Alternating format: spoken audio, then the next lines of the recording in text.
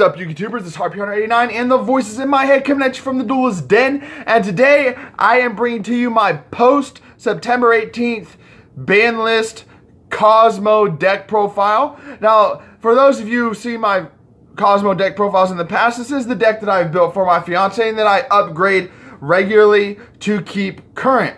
Speaking of which, my fiance is sitting right here in the room with me. This is the first time she's ever seen me record a video. It's very cool. Say hi, sweetheart. Hello. Anyway, but this is her deck, and she really enjoys it. I really enjoy playing this deck as well. It's a great deck. I hope this profile inspires you to build your own Kozmo deck and gives you some ideas on how to build it. So let's go ahead and get into the profile.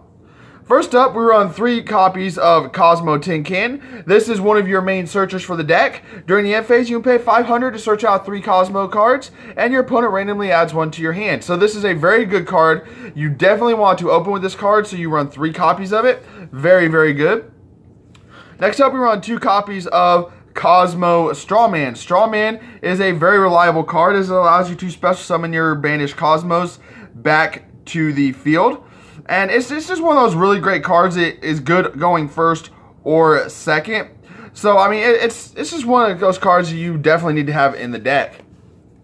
Next up, we run 1 copy of Kozmo Sword Trooper. I only run 1 copy of Sword Trooper because you rarely ever have Kozmos stuck in your graveyard. And Sword Trooper isn't here just to get those Kozmos special summoned from your graveyard.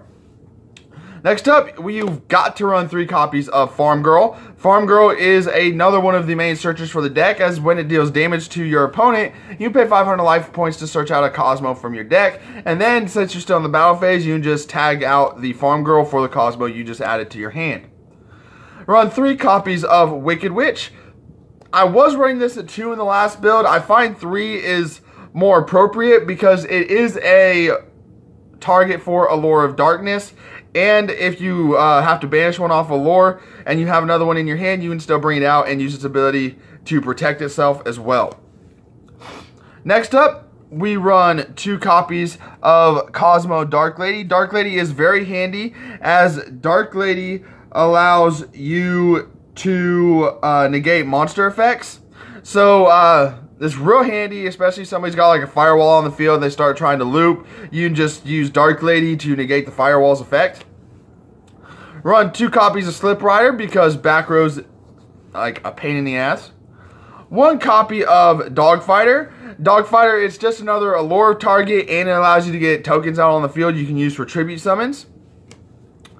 1 copy of Forerunner. I did cut one of the Forerunners because I was seeing the high levels too much. I needed to get my ratios fixed better. And 1 copy of Forerunner has worked pretty well in this deck so far. And of course, the 2 copies of Dark Destroyer. God, it's been a while since I've been able to say 2 copies of Dark Destroyer in this deck. This is what this deck got bumped with, or got boosted with. Dark Destroyer went from 1 to 2 in legality, so I'm really loving playing the Dark Destroyers at 2.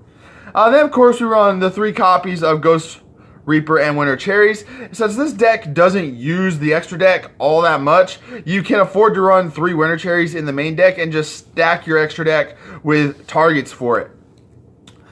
Now on to the spells. You've got 3 copies of Allure of Darkness. Very, very good card in this deck. 2 copies of Terraforming. The Terraforming hit didn't really affect this at all as I only ran 2 copies to begin with. 2 Called by the Grave. This hit hurt a little bit for this deck because you really wanted to remain 3 Called by the Graves in this deck, but with Called by the Grave now at semi-limited status, you only run 2, so you still want to run max copies of that. Then 1 copy of Emergency Teleport.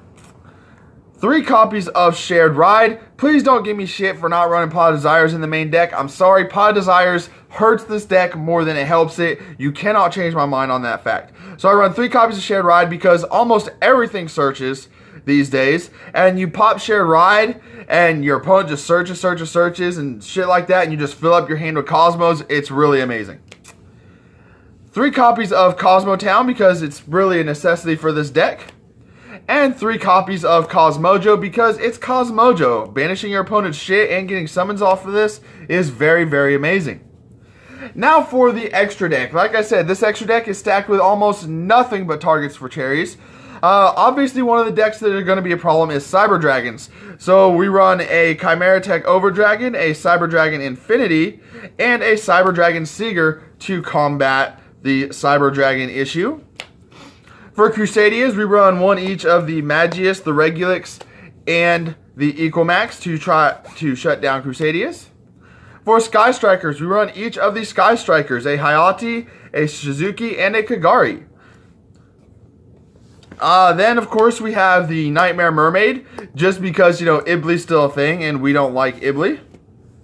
Then we run the Nightmare Cerebus and the Nightmare Phoenix to shut down the Extra Link Lockout.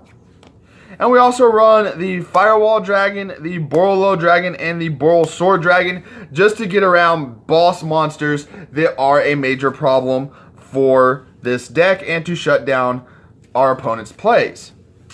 Well, that is it for this profile. Like I said at the beginning of the video, I hope this profile inspires you to build your own Kozmo deck and gives you some ideas on how to build yours as well. And until next time, guys, this is just Harpy Hunter 89 and the voices in my head. And my beautiful fiance, the Kozmo Queen, just wanted to say that Yu-Gi-Oh! Is not just a game. Yu-Gi-Oh! Is life.